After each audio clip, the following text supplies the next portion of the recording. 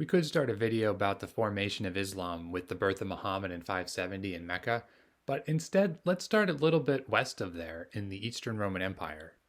The Romans and Persians fought many wars over their histories. Let's know that the Persian Empire was a fierce rival with the Roman Empire for hundreds of years. They shared a long border in the east and had something of a cold war with each other for a very long time. The Persians go to war with the Eastern Roman Empire in the early 600s, but before we can talk about that, we have to mention how things went downhill for the Eastern Roman Empire.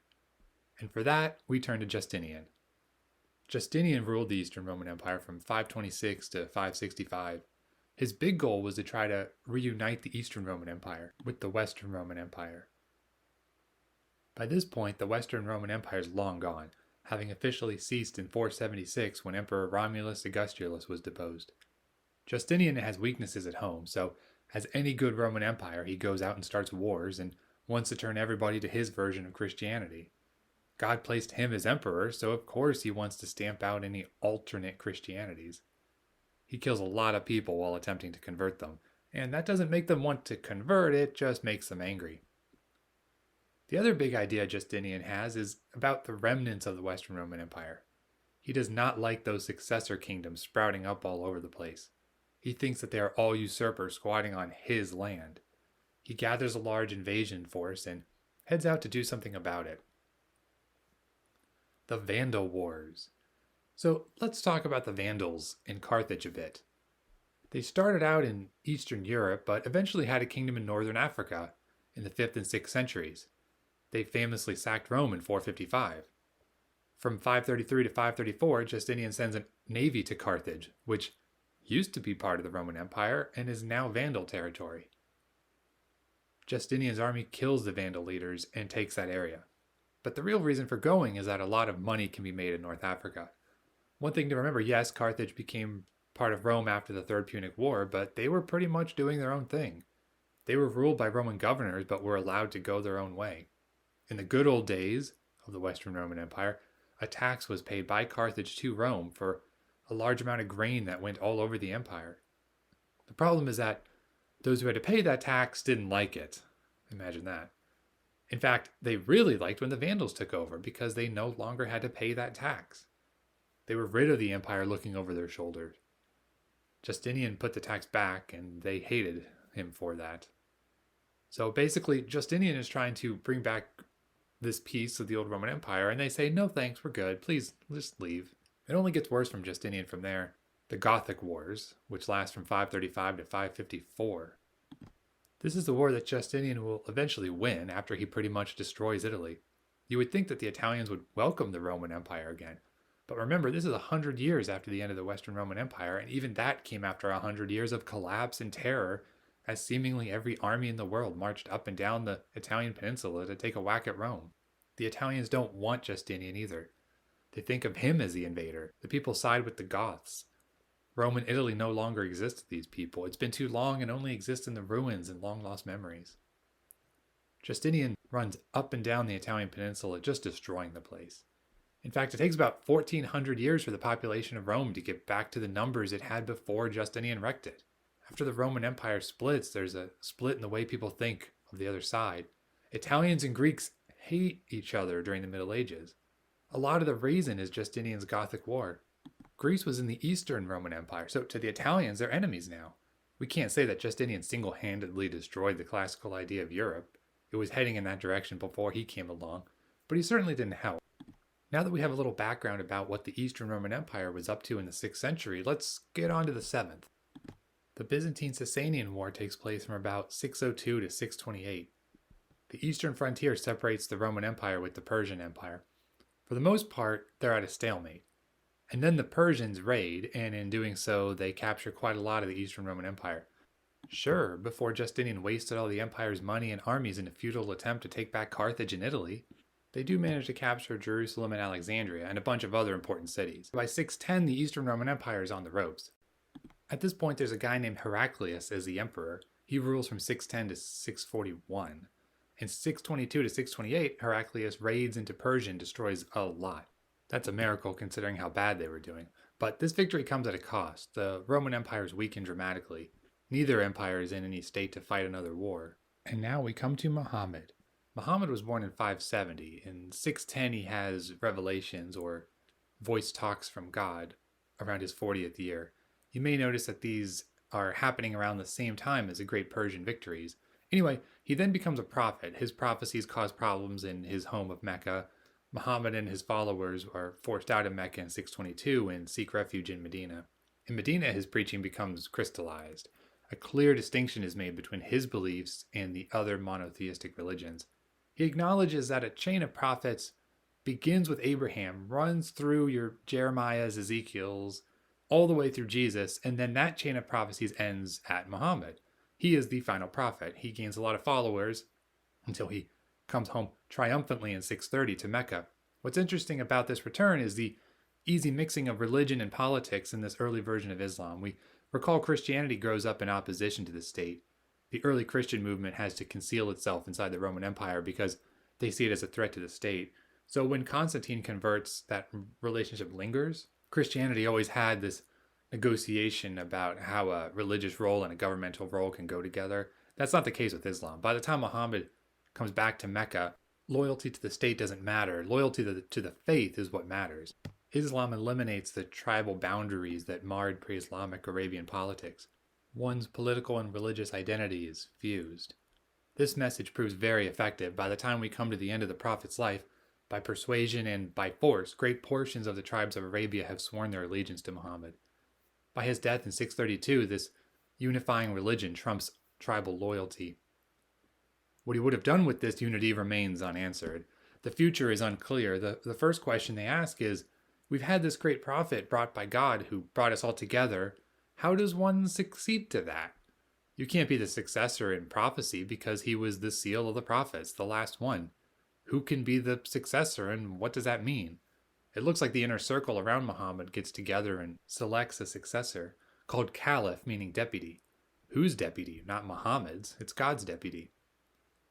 So there was this prophet, and now there will be a series of deputies to do God's work on earth. They aren't spoken to by God because that would make them a prophet, but their political actions are underwritten by God. It is unclear who will be the first successor. The two main candidates are Abu Bakr, who was a very early supporter of Muhammad, and Ali, who is Muhammad's cousin and brother-in-law, and another early supporter.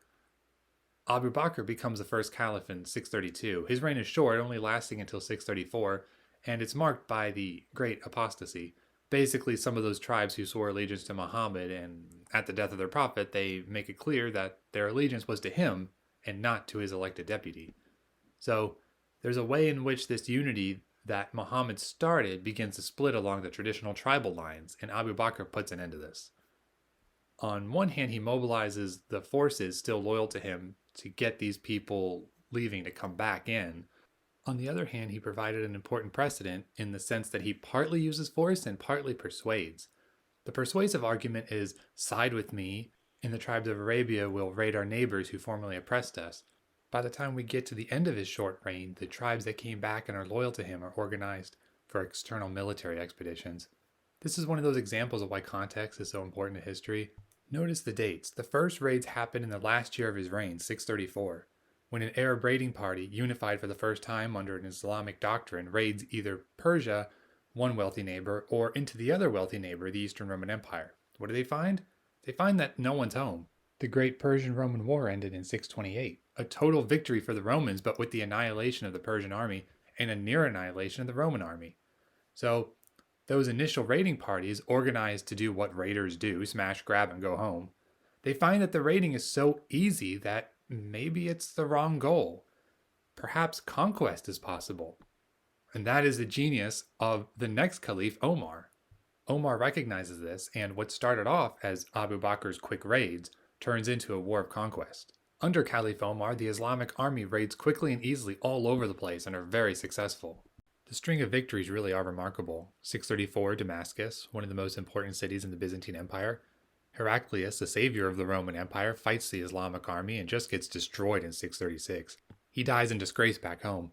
With the defeat, the rest of the cities in the east are open to Islamic conquest. Jerusalem, 636 or 37, Alexandria, 642. Great portions of the Roman Empire get taken, most of the Middle East and North Africa as well. Ultimately, Omar is unable to capture Constantinople, though. So, how did they do it? We've talked about the Persians and Romans destroying each other and the door opening for the Islamic conquest, but there's more to it than that. There's this highly developed ideology of religiously motivated struggle that comes out of the experience of Muhammad and his immediate successors. This is the age when jihad grows up. For our purposes, jihad means three parallel things. At one level, it's about the personal struggle of the believers to remain faithful, making it an internal journey. At the next level, it's the struggle of the true believer against the believers who might not be so true. Islam will have a number of internal struggles, including a civil war. This will be another description of jihad, this effect to preserve a unity of religion. And third, it describes a struggle against the non-believers. Let's not think of a war of conversion. When Omar takes over all this territory, he does not make the people convert through violence. It's actually the opposite. There's an interesting relationship between the Muslim conquerors and those they conquer. On the one hand, this early generation of Muslims recognizes the relationship between Islam, Christianity, and Judaism. There's a certain respect for the other faiths in the territories they conquer. They're not so kind to the pagans they come across, though. Christians and Jews are mainly left alone in regards to their religion. Now, it seems paradoxical, doesn't it, to have a religiously motivated army not bent on conversion? But there's a complicated financial explanation about it as well. What we find is that as these raiders turn to conquerors, their goals change. Raiders don't care if what they raid gets destroyed, but conquerors need to keep things together. If you want to stay as a conqueror, then you need the place to work. The elites of the empire are left alone as long as they cooperate, so it will function normally, or somewhat normally. There is a reason not to force everyone to convert, or to kill everyone. And then there's the tax structure. The Muslim armies that conquer are unlike the Germanic armies that take over the West. In Western Europe, those new aristocracies take land away from the conquered. The Islamic army is much more subtle. Although land is confiscated from the church and from the state, most private property is allowed to stay in the hands of the property owners. A new tax structure is imposed. Muslim warriors pay a small tax, but non-believers pay two different types of taxes, a head tax and a property tax. So in a way, they don't want to convert too many people. They want to keep as many of their subjects as they can at that nice high tax bracket. So largely, those Christian populations of the Eastern Empire stay in place, so much that Persian remains the official language in the former Persian Empire, just as Greek remains the official language in the former Eastern Roman Empire. The leadership changes, but not much else does. Now you may be thinking, if these people have to pay so much, isn't there an incentive to convert so they don't have to pay such high taxes? And you, Eberhard, I'm assuming your name is Eberhard, are correct. The people do convert eventually, but it isn't a simple I was Christian and now I'm a Muslim type thing. For the peasants, it is that easy, and conversions happen over generations. For the aristocracy, on the other hand, it's more complicated. They don't just have to become a Muslim, they have to become an Arab. There's a process to becoming an Arab. It's similar to how in post-Roman Francia, one has to become a Goth to be successful, or in post-Roman Britain, one now has to be a Saxon to be successful. And I use these examples because changing into an Arab or a Saxon or a Goth is more than just changing a religion. It's just complicated. To become an Arab, one has to find an Arab sponsor who has a genuine connection to the early days of Arabia, and one has to pay a bunch of money. By 750, a majority of the aristocracy is now Muslim and are culturally Arab, but it takes a couple generations. The Muslim world is not going to remain united. It goes through a catastrophic civil war that will forever change Muslim politics. This involves the murder of the third caliph, Caliph Uthman. He was one of the early followers of Muhammad.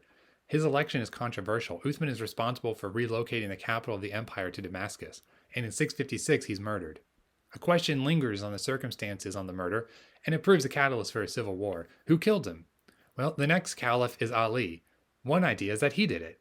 Others say that it was his supporters who did it without his knowledge. Either way, Caliph Ali is tainted by this, at least to the supporters of Caliph Uthman. According to Ali's inner circle, that murder is justified. They had a few problems with Uthman. They didn't see him as close enough to Muhammad, and they thought that he lived in a fancy style that made him ineligible to hold office. Also, his inheritance to the office by way of election tarnished the ideal of this religious succession. These two parties will break apart, and that will turn into an ugly civil war. Ali will hold the caliphate from the death of Uthman in 656 to 661. And he is almost immediately opposed by Muawiyah, the governor of Syria. He is part of the powerful Umayyad family. Muawiyah argues that Ali is either implicated or tainted in the murder, and Ali supporters argue that Uthman was not a legitimate caliph. The civil war is over in about 5 years, but these are lines on which the Islamic world forever after fragments. In about 100 years, this will turn into the Sunni Shiite split. The Shiites grow out of the original group that were loyal to Ali, and the Sunnis are those that were loyal to Umayyads. In a certain way, this looks like a split in the Orthodox, but notice that Christian interfaith conflicts are doctrinally motivated. They come out of questions of belief and the practices that grow out of belief. For the Muslims, because of the close connection between politics and religion, the Sunni Shia split is a question of political legitimacy. For Sunnis, the question of who could be caliph emphasizes the inspiration of that figure. To be deputy of God requires a kind of religious excellence so that you can earn the office. Under this argument, Uthman didn't have this. The Shias believe in the monarchical aspect, that the caliph is an office that is handed down through an appropriate chain of succession. So this is a difference in political philosophies. The Shias believe that the caliph is something like an emperor, an office that gets passed down. Some caliphs will be better than others. And the Sunnis say that the caliph is a much more spiritual leader. Therefore, they must be called on and they must be worthy. This is a fracture that continues to break the Islamic world today. These events really broke apart the Mediterranean. The Mediterranean used to be a big lake linking the Roman Empire, Mare Nostrum as they called it, our sea. Now the Med is a real barrier. The southern shore and the eastern shore is in Muslim hands, and the northern shore is Christian. If someone were to go from Rome to Carthage in the year 400, they would see the same architecture, the same culture that they saw in Rome. That's not really the case today, is it? But alas, everything changes.